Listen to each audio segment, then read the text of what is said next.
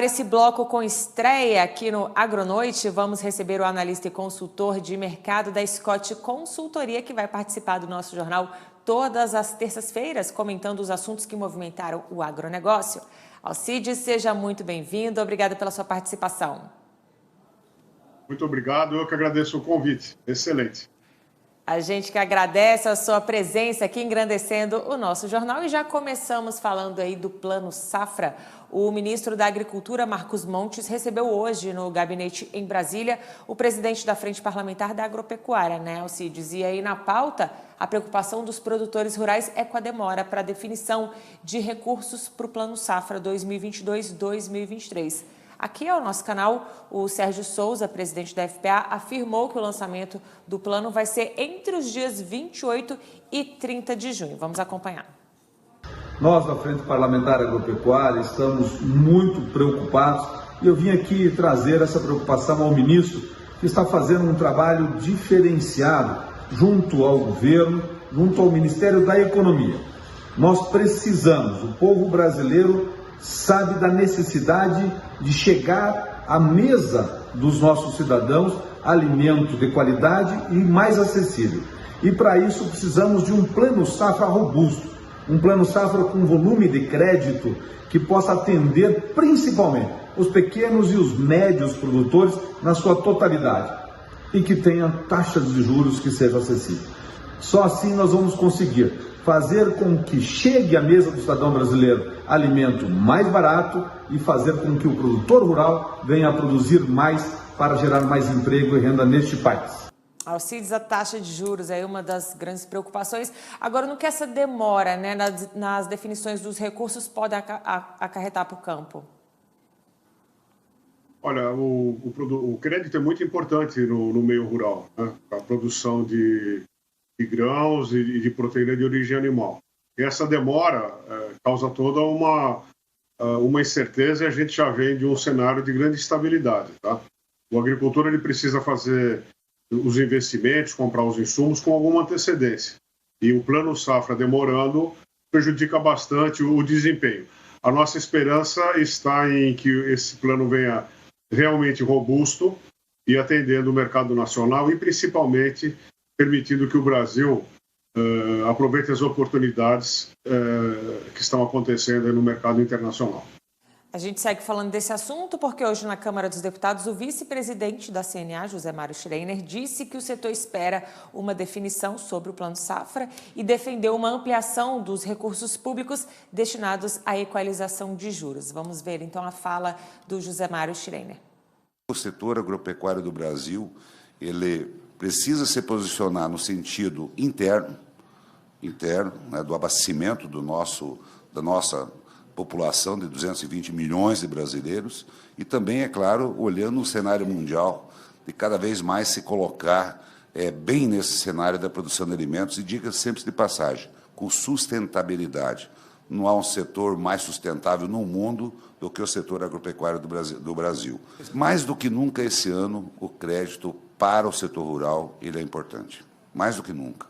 Quando nós observamos a alta da taxa de Selic, né, a forma de combater a inflação, nós percebemos que cada vez mais nós precisamos de uma atuação, principalmente de recursos públicos, porque quando você tem uma alta de inflação, você precisa de mais recursos para equalizar os juros.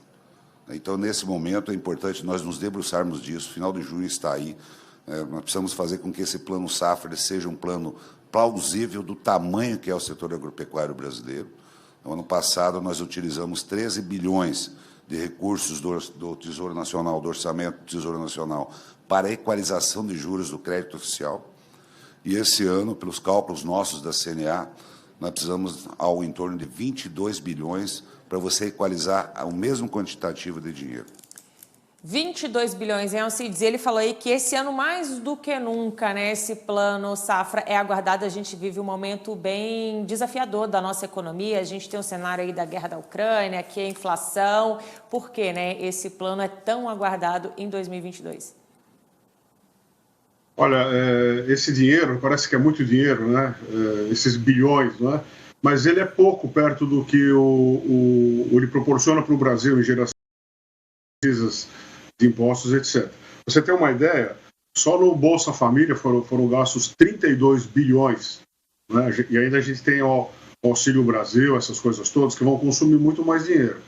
E como das indústrias nacionais, o agronegócio é aquele que vem desempenhando bem, esse dinheiro que está sendo aí preconizado é muito pouco, comparativamente com o resto das nossas necessidades. E com relação à guerra russo-ucraniana, estima-se que a queda da exportação de milho, trigo, óleo de girassol pelos ucranianos será dramática. E aí é uma oportunidade para o Brasil fazer frente a essa falta de alimentos. Lembrando que boa parte dos países, 70%, 80% da população, precisam de alimento importado. E o Brasil é uma região do globo onde isso pode ser cultivado. Alcides, é a famosa frase, não é gasto, é investimento, né? E a gente tem acompanhado o drama dos produtores com o clima, com a estiagem. Então, 22 bilhões, como você falou, parece que é muito mais...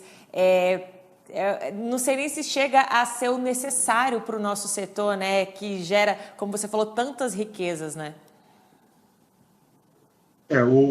Esse governo ele tem tudo na mão para fazer história, tá?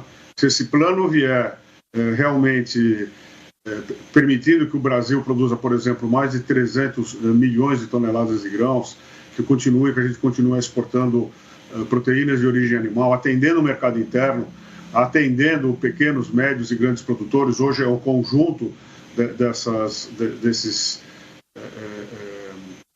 dessas pessoas que trabalham no campo que vão conseguir gerar essa grandeza para o país, tá? Essa demora do Plano Safra realmente ela causou bastante apreensão, muitos investimentos estão sendo adiados e tudo que se produz no campo é um ativo biológico, né? O tempo está correndo. Então a gente tem aí o Plano Safra 2022-2023, a gente pode ainda cultivar 2 ou 3 safras e fazer frente a essa demanda global e estabelecer o Brasil como grande fornecedor de alimento para países ricos, países pobres, e alimentar aí a população brasileira. E para baixar o preço do alimento, a gente tem que produzir mais alimento. Os custos estão aumentando, né? O produtor espera ansioso aí por esse anúncio. Agora eu queria falar de um outro assunto com você. A gente anunciou ontem aqui no Agronoite que o Brasil deve chegar a 6.800.000 cabeças de gado em regime de confinamento, isso só em 2022. É o que consta aí na primeira projeção anual da empresa holandesa DSM. Seria um avanço de 2% em relação ao ano passado. Como vocês avaliam esse relatório, né, e esse número aí de estimativa de confinamento? Os levantamentos da DSM são bons, mas nós somos mais pessimistas, sabe? A gente acha que a gente deve confinar menos bovinos esse ano, em função justamente do preço dos componentes da ração. O próprio animal, né, o boi magro está muito caro. Então a gente deve ter um número entre 5 e 6 milhões. E a gente tem uma característica interessante, viu? Pequenos e médios confinadores estão dirigindo seus rebanhos para os confinamentos de grande porte. E por quê? Porque nos confinamentos de grande porte a gente consegue obter economia de escala na hora de comprar alimentos. E num confinamento de grande porte a gente tem uma variedade muito grande de componentes da dieta, tá? Mas, de qualquer maneira, esse número aí entre 5, 6, 6,5 é a quantidade histórica de bovinos confinados no Brasil. Como é que está o custo do confinamento, Alcides? Subiu muito, sabe? Você vê aí preço de milho, de farelo, de soja, de torta, né? Dos fertilizantes. O preço subiu, as diárias estão bastante elevadas. Alguns confinamentos não conseguiram fechar a conta. A gente fez um evento há poucas semanas, isso foi constatado. Mas a racionalização, vamos dizer, toda a crise tem dois lados, né? Então, o lado bom desse aumento de preço de custos é que a gente acaba produzindo melhor a gestão. Mas subiu bastante, viu? Comparativamente, a gente tem aí aumentos aí em torno de 60%, 70% no custo da ração. Você citou aí o evento, eu queria te pedir mais informações e também que você explicasse o que é o Confina Brasil. Então vamos lá. O Confina Brasil é uma expedição organizada pela Scott Consultoria.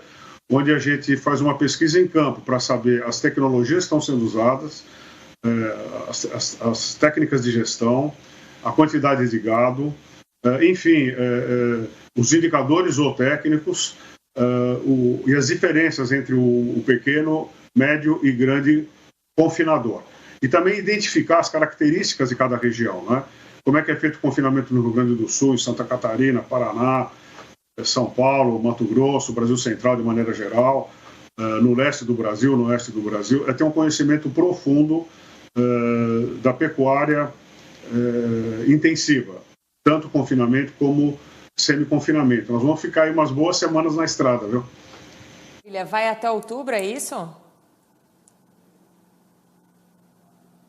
Oi? Não entendi. O Confina Brasil vai até que mês? Ah, sim. O Confina Brasil vai até outubro e o pessoal já está rodando, viu? Hoje, essa semana, eles partiram já no final de semana.